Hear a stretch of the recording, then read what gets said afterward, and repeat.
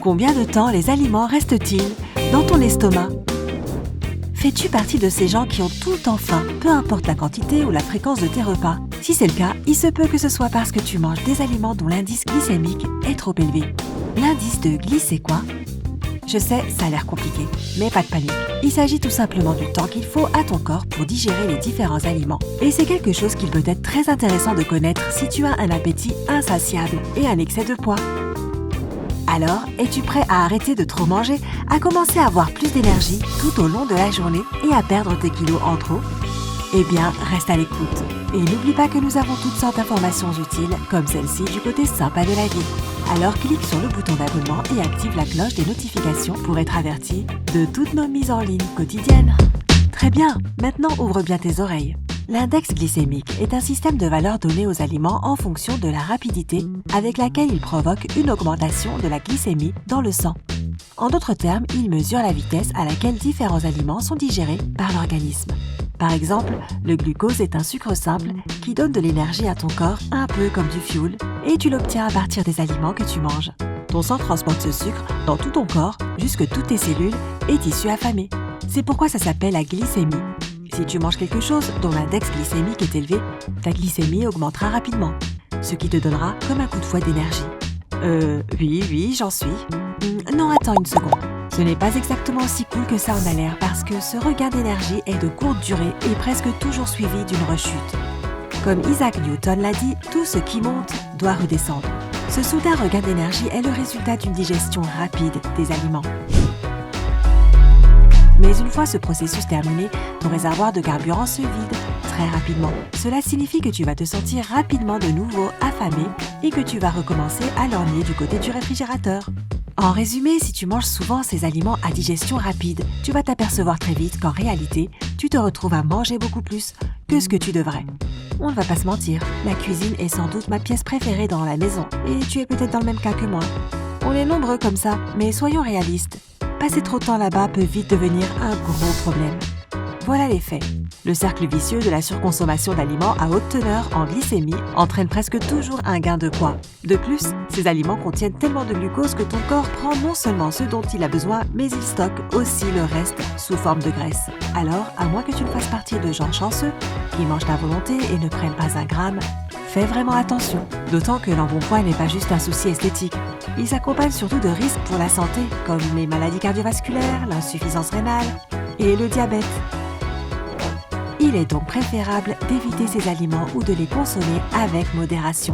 D'un autre côté, on trouve les aliments qui libèrent du glucose, c'est-à-dire du carburant pour l'organisme, lentement et régulièrement. Et donc, tu l'as compris, l'indice glycémique est faible. Comme ces aliments sont métabolisés lentement, ils mettent plus de temps à quitter ton système digestif, ce qui signifie que tu te sentiras rassasié plus longtemps et que tu n'auras pas besoin de te précipiter dans la cuisine au bout d'une heure pour te redonner de l'énergie. Cela dit, ce sujet de l'index glycémique est un peu plus complexe que juste élevé et faible. Les aliments et les boissons sont en fait divisés en 3 groupes, faibles, moyens et élevés. Un taux bas s'établit de 1 à 55, moyen de 56 à 69 et les index élevés sont de 70 et plus. Si tu as des doutes sur un aliment en particulier, tu peux toujours consulter sa valeur glycémique sur Internet.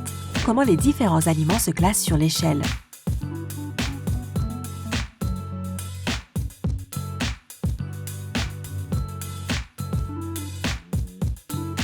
Numéro 1. Aliments à digestion lente, faible valeur glycémique.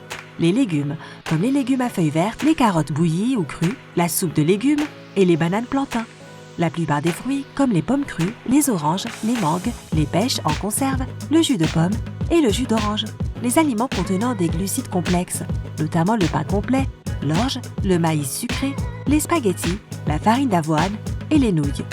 Les produits laitiers, il s'agit du lait entier, du lait écrémé et du yaourt.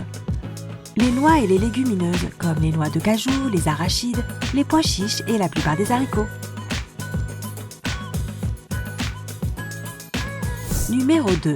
Aliments qui se digèrent modérément, valeur glycémique moyenne. Les légumes comme les patates douces et les citrouilles, les fruits comme les bananes, les dattes, le kiwi, l'ananas et la pastèque, les glucides modérés comme le riz brun bouilli et le couscous, les céréales, parmi lesquelles les biscuits aux flocons de blé et le muesli, le miel, les sodas, le maïs soufflé et les chips font aussi partie de cette liste.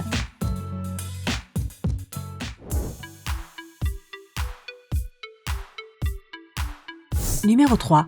Aliments à digestion rapide, valeur glycémique élevée. Légumes comme la purée instantanée et les pommes de terre bouillies, les aliments à base de glucides simples, le pain blanc et le riz blanc, céréales comme la bouillie de riz et le gruau instantané. Selon les experts de Bodytomie, certains aliments à faible taux glycémique, comme les légumes cuits ou une salade, peuvent rester dans ton estomac entre 30 minutes et 1 heure. Cela ne semble pas très lent, surtout si on le compare à des pommes de terre plus glycémiques qui restent jusqu'à 2 heures dans l'estomac. Ton estomac aura besoin d'encore plus de temps, jusqu'à 3 heures pour décomposer les noix à faible taux glycémique. Tu as compris, certains aliments peuvent rester dans ton estomac pendant des durées très différentes, mais ce sont tout de même de bons aliments à faible taux glycémique qui permettent à ton corps de rester rempli d'énergie plus longtemps. Il y a aussi des aliments qui n'ont pas vraiment de valeur d'index glycémique, puisqu'ils ne contiennent pas de glucides. Mais ils peuvent quand même prendre un certain temps avant d'être digérés par ton estomac. Cela peut prendre 2 à 5 heures à ton estomac de digérer des viandes, comme le poulet, l'agneau et le porc. Les fruits de mer et les poissons comme le saumon, la truite et le thon quittent habituellement l'estomac après 40 minutes à 1 heure. Les œufs, le fromage, les huiles et les herbes ont également un index glycémique de 0 qui se disperse assez rapidement dans l'intestin. Mais une digestion rapide ne signifie pas non plus que tu auras aussitôt faim. Ces aliments sont pleins de nutriments dont ton corps a besoin. Alors je vois venir la question suivante. Et mes plats préférés comme la pizza et les hamburgers ? Le cas de la pizza est intéressant. Si tu manges une pizza qui n'est composée que de pâtes, de fromage et de sauce, on pourrait penser qu'elle aura un indice glycémique élevé, surtout à cause de la pâte, n'est-ce pas ? Mais crois-le ou non, l'ajout de garniture rendra ta pizza plus saine. Une belle grosse pizza remplie d'ingrédients variés peut réduire le taux de glucose parce que les protéines et les graisses contenues dans les garnitures ralentiront le processus de décomposition des aliments riches en glucose. Alors allez-y, fais-toi plaisir avec les champignons, le poivron et les oignons sur ta pizza. Non seulement elle sera meilleure, mais elle te tiendra au ventre beaucoup plus longtemps. Bon, évidemment, ne nous fais pas dire que tous les aliments à faible indice glycémique doivent être sains. Tu trouveras forcément des aliments qui auront un faible indice, mais qui, s'ils ont été fortement transformés, contiendront probablement encore des tonnes de graisse saturée, de sucre et de calories vides. Prenons les cheeseburgers par exemple. Ils se classent plutôt bas sur l'échelle glycémique, mais cela ne veut pas dire que le gros hamburger gras va te fournir de l'énergie durable ou t'aider à perdre du poids. On est bien d'accord. Il faut évidemment tenir compte de la valeur nutritive des aliments, ce que l'indice glycémique n'indique pas. Par exemple, le lait entier a une faible valeur glycémique, mais il est aussi riche en matières grasses. Donc il n'est pas recommandé si l'on veut perdre du poids. De plus, comme les aliments à faible indice glycémique se digèrent plus lentement, si tu ne manges que cela, tu risques de surmener ton système digestif. Tout est une question d'équilibre, tu te souviens ?